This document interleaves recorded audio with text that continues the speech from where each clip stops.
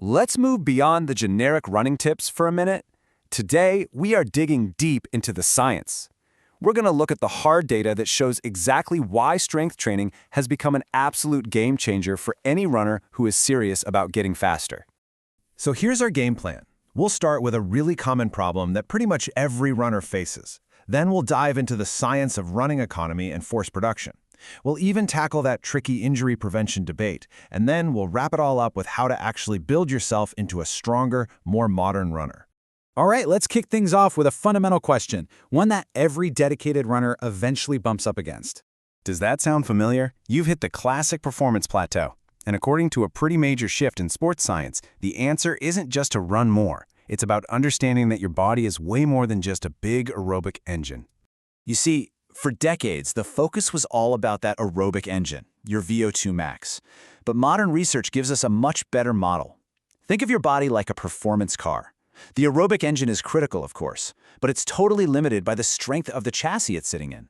A powerful engine in a weak frame, it just can't put that power down on the road. So, the big question is, how does strengthening that chassis actually make you faster? Well, the answer starts with a concept that's actually a way better predictor of performance than VO2 max. It's all about efficiency. And that's what we call running economy. Put it this way.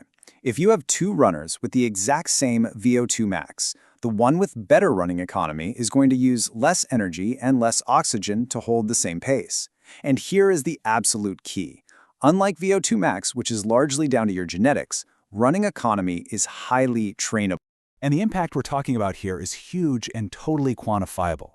This isn't about tiny gains. When you look at systematic reviews and those combine the results of tons of studies, they consistently find that the right strength program improves running economy by 2 to 8%.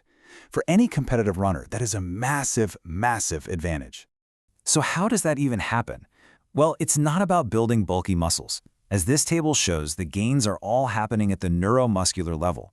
First, your brain just gets way better at recruiting your muscles. Second, your tendons actually get stiffer, so they act more like efficient, bouncy springs.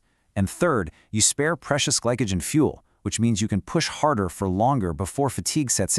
But it's not just about being more efficient.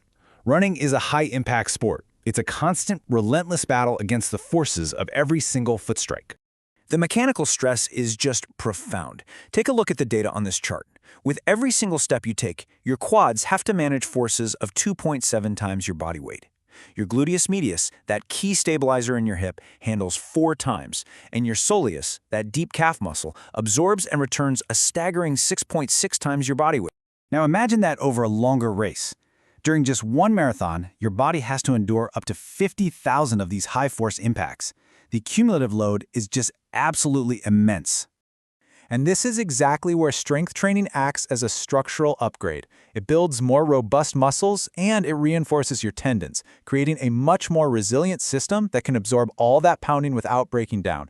You're essentially building your body's own heavy-duty suspension system. Okay, so this leads us to a really important and often pretty misunderstood question. If you're building a more resilient chassis, does that mean you won't get injured? Well, the scientific answer is a bit more nuanced than you might think. First, let's just look at why runners even go to the gym in the first place. This data from a study on competitive runners makes it crystal clear. As you can see, the #1 reason, cited by over 63% of them, is to prevent injuries. But does the science actually back that up?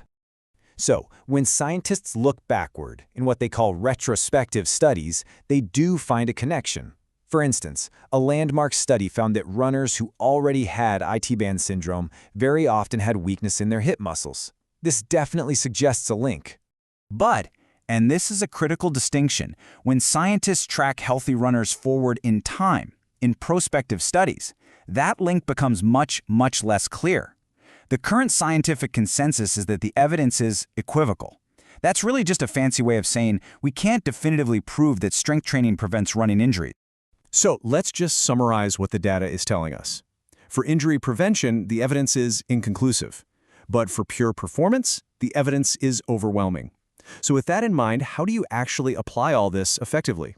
Well, the most effective way is to periodize your training. Basically, it should evolve along with your running plan. You start with an adaptation phase, just mastering the form with lighter weights. Then you move into a maximal strength phase, lifting heavy to get those neuromuscular gains. And finally, as you get closer to race day, you convert that strength into explosive power with things like plyometrics. The focus really should be on big, compound movements that mimic the demands of running. As you can see here, exercises like Romanian deadlifts build your whole posterior chain engine. Single-leg work, like Bulgarian split squats, is amazing for addressing imbalances. Calf raises, of course, target that crucial push-off power. And things like planks provide the core stability to hold it all together. So let's bring it all home.